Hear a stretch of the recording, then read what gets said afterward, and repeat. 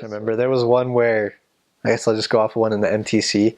I had this, I remember before my mission, I worked for one of the guys in our ward, and he's Hispanic, and so I asked his mom. I was going on break one time, and I was like, "Hey, how do you say that you're hungry?" She's like, "Oh, say tengo hambre." I was like, "Okay, sweet. So tengo hambre. See y'all." And so I left for lunch, and I tried to hold on to that and pick up as much Spanish as I could before the mission, and bring it all to the MTC. So I'm a step ahead in front of everyone. And in the MTC, you go in and you're going to teach your teachers. They're going to be proxy investigators for you. And we had one lady teacher that I go in and she just says, "Oh, ¿cómo está?" And I was like, "I got you. That's how are you doing?" I mean, hey, me and my basic Spanish, I get it. And so I was like, "Oh, estamos bien, pero te amo." And so I didn't know that. And then she was just like, "Wait, what?" I didn't know that te amo meant I love you. I mean, I remember one of my companions explained it to me the whole level. You have like te quiero, which is like, hey, love ya. And then te quiero mucho, which is like, love you a lot. And then there's the whole te amo, which is like, I'm in love with you. And so I thought that was how you said I'm hungry. For some reason, it got mixed up in my mind. So I told my girl Spanish teacher that I was in love with her. And that was my memorable Spanish mistake that shied me away from speaking a little bit more than I should have. But that was one of them. I felt like one of the greatest life lessons I learned was the difference between knowing and understanding. That was a big deal for me within my knowledge of the gospel. The whole idea of, I mean, every principle that we have, there's so many. There's agency, faith, repentance, baptism. You have the whole gospel there. You have, virtue. So many things that we teach and that we're pretty dogmatic about in the church. I knew that it was important, to live a chaste life, to, avoid, music that's degrading, to be able to have faith in Jesus Christ, to believe in Him. All these different things that we talked about.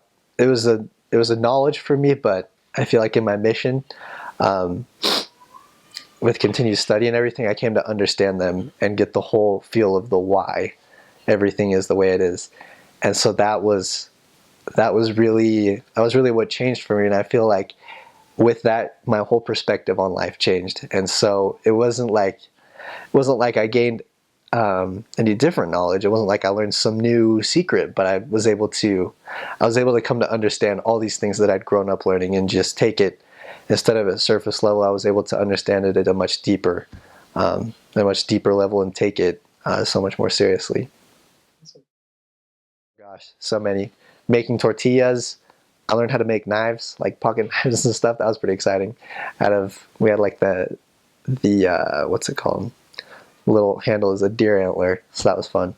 And then also barbecue. Learned how to make the best brisket. Well, it's not the best brisket. It comes from the best brisket maker. But there's that. And shoot.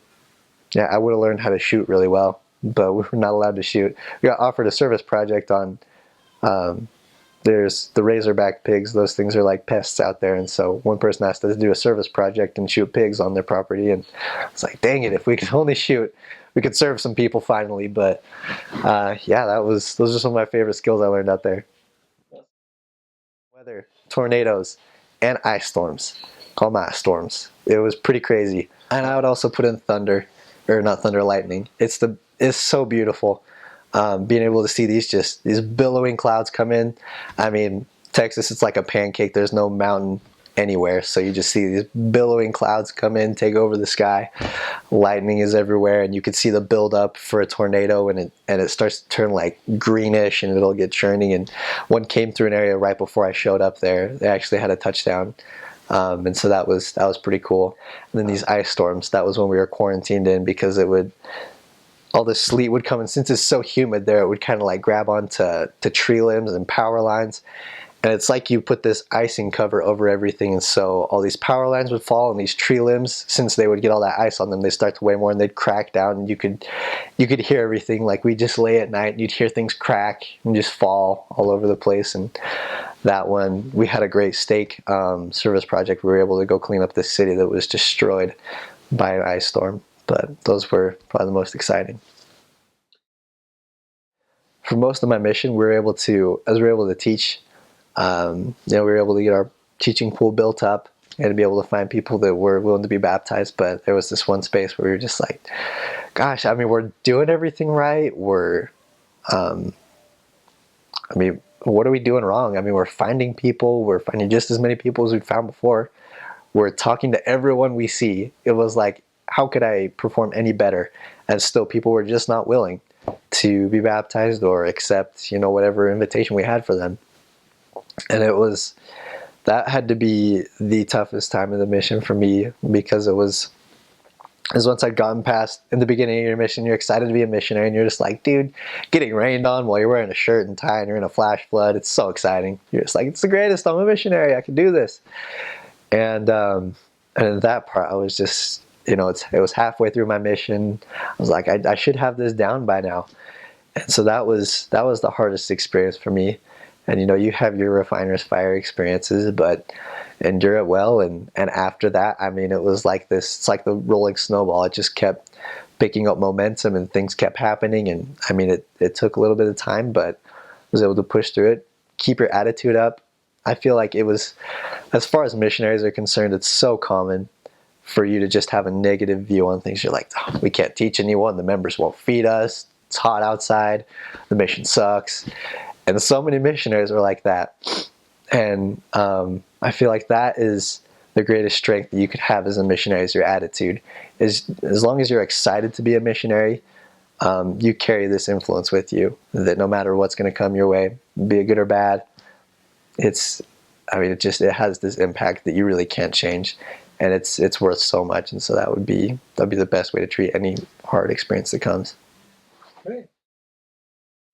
I have so many friends that I've seen them I'd heard about it on my mission, where they're like, don't fall into that trap where you change as a person. You kind of go back to what you were before. And I was like, well, I mean, how could you, after what you've been through on a mission? It's hard to think about how you could go back to what you were before. But I've seen a lot of people, a lot of close friends that have done just that. I mean, some of them have even regressed. And so returning missionaries, I know you hear this all the time, but keep your studies up. It's a huge help. Again, your attitude, you gotta stay positive, because life it doesn't all of a sudden work out. Things will happen. You're making huge life decisions now that you're moving on, and you want to stay in that mission bubble where life is good and all you do is study the scriptures and teach people. But it's kind of a time to move on. You have to make big decisions. But the mission, it's a time to grow, time to learn, take what you've learned and apply it every day. I feel like that whole lesson on understanding scripture study, how to work with people, just my appreciation for different aspects of life. It's a huge perspective changer in my life. And you have that. I feel like every missionary has that when they come back, but just hold on to it. It's so easy to let go. Well, hold on to it. Keep it with your studies and temple attendance. Keep going to the temple. A lot of people would just kind of give those two things up, and I mean, they'll keep going to church every now and then, but going to church isn't everything. So keep your studies and your temple attendance up, and you should be in it to win it. Don't forget what you learned. Foods. I remember we had a cow one time. We always had, my favorite tacos are tacos de lengua, so just cow tongue. It's delicious. I wanted to finish school and then just leave straight on my mission. My birthday's in September. And so I was thinking, hey, if I could leave, like I heard about people leaving, a couple months before they turned 19. And that was before that whole age change.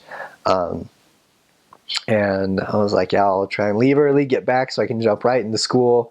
I felt like I had my whole life planned out, as far as what I wanted to study, where I wanted to live after school, what I wanted to do for work, the whole shooting match. And so I had that plan, and then it turns out I get my mission call in September. So I was like, well, I'm just not going to go to school. And so I figured I'd be leaving in, maybe October, maybe a few weeks after September. But it turns out I was going to be leaving in the beginning of March. And so I was like, geez, I could have gone back to school. I could have gotten everything figured out. And I was kicking myself the whole time. I was like, why is this taking so long? And I was in this kind of non-existent sphere where, I'm just this person that exists and I'm waiting for 2 years to approach. And the thing was, every day they remained 2 years. It wasn't like I was whittling away at it. And it was really nerve-wracking for me. And so finally, I get my mission, and I was excited because no matter how hard a day is, it's a day off your mission, and you've put in the good work, you've done your best. And I remember towards the end of my mission, that was when I was in Gilmer, and things started picking up. Or when I showed up there first, there was this couple that we were really interested in teaching, and there was this family that the daughter was a member, and she was dating this one guy that he wasn't a member. His dad was actually a preacher, and so we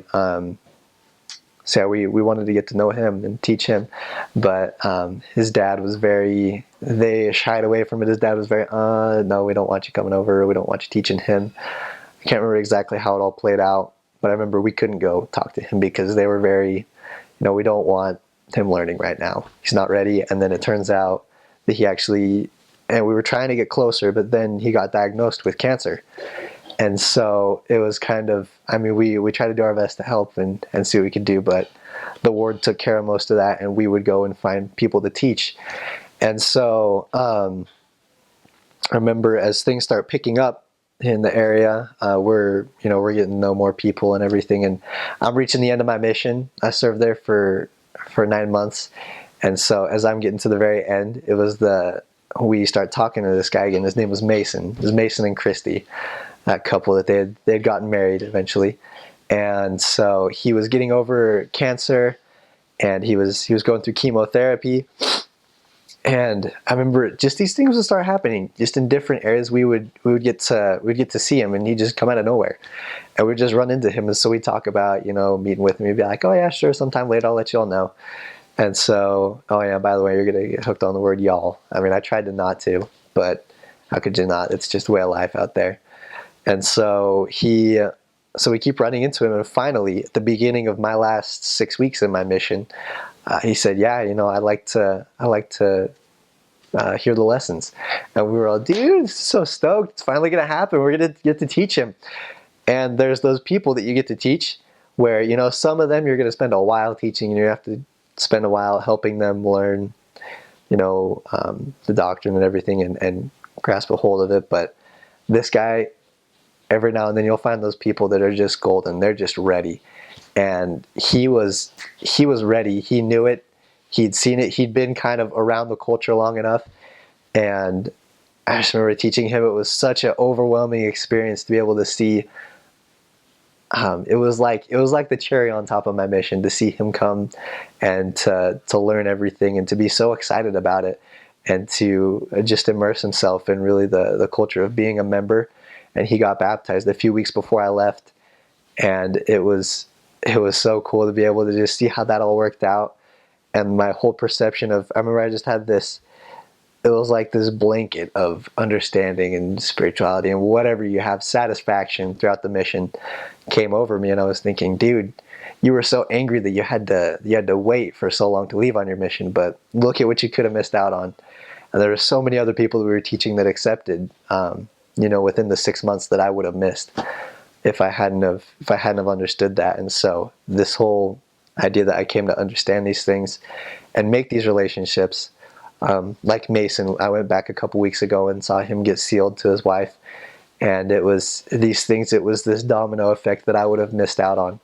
And so that whole satisfaction that I was able to learn of these things, to see it, to understand really how the Lord works, and to just submit your will to His. You're not the one in charge. He knows what He's doing, and He's got your best interests in mind.